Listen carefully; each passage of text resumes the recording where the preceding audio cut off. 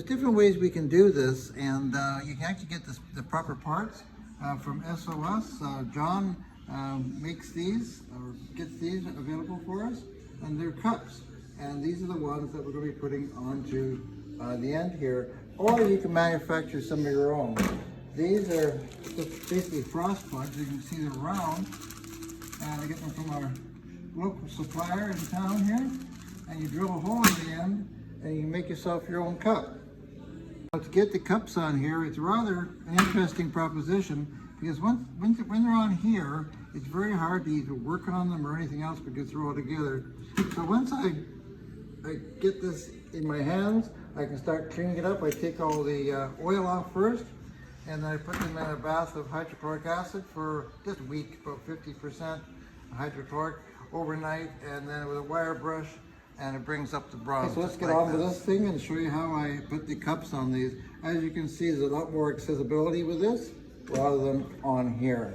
So what I do, I use my trusty vise, and I got a couple blocks of wood, and I put this into the vise by putting a couple of blocks, and you'll notice that there's an edge to this. There's a hard edge, and so what I do, I put it on the edge, and I put a couple of blocks in here, and then, whoop, it's always the way, and then I just tighten this up. So the weight is being done on here, and because this is soft wood, well, it's not soft, it's fur, but it makes it so that it's quite substantial. Now then, we'll put the cup on here. These are some remanufactured cups that I made. The actual cup itself from John, the hole is slightly smaller, which is great when you're doing a job like this, because you can see it's pretty hard getting down there already. But the cups I have, I just remanufactured it, and it's kind of a bit loose, but it doesn't matter. Now we have different ways of putting these on here, and the way I like doing them, of course, is just the way they were done originally, and they were just peened over on the side there. But you have to be very, very careful. Now with these parts, as you can see, it's all been stripped and it's clean. It's just a nicer way of working on stuff rather than when it's all rusted and corroded like this. But by taking these bars out, there's a bar here and a bar there, it all comes apart, so you get everything separated. Now this way, you saw me put this in here, so it's all very tight in here. The hard edge is actually on the vise, so we're going to try to put some of these pieces on. Now then, as I say, with Seagull, I wish they'd made these out of bronze. As you can see, all this is bronze, the pin's bronze, the handle's bronze, everything's all bronze, and then they put this steel on there. So as you can see, these pieces are, some of them are tight, some of them are not. The one that comes from the factory is actually quite tight. You can actually clip it on, but it's still going to come off. So what you want to do is just spread this a little bit. And with this, so what I use is what I call a drift. And I make these all the time for different things. As you can see, there's different sizes. This one here is actually the one I use for the fuel taps. So you get that pin out of there and put your new cork on. This one here has got another purpose in an engine. And so all these are different things.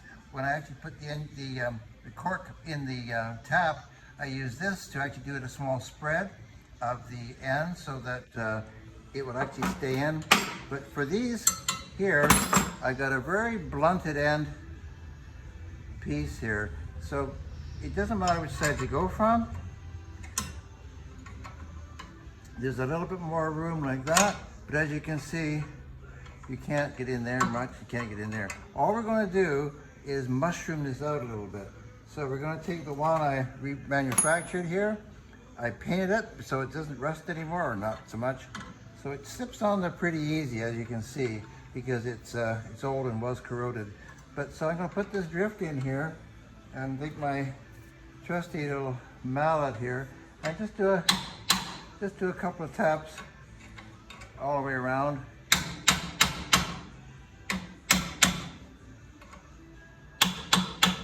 Now you don't want to go too hard with this because this is bronze, and it's not like steel that's going to mushroom over. All we're doing is just trying to expand that metal just a little bit all the way around so that it can't come out of the hole, and this still remains loose. But as you can see, I can't get that off anymore. That's exactly what you want. So that is basically how I replace these wonderful things. And if you can't get a hold of these, John's got these in stock. There's a couple of the suppliers in England. There's a supplier in the United States that have these as well. So you can go anywhere you want to, or you can go to, say, to your local auto dealer and find some frost plugs, they're called. Drill a hole in them. They're cup shape already, as you can see. And you just do the same thing with what I've just done here, and you're back in business. So I hope that helps you get along and get that motor back on your boat.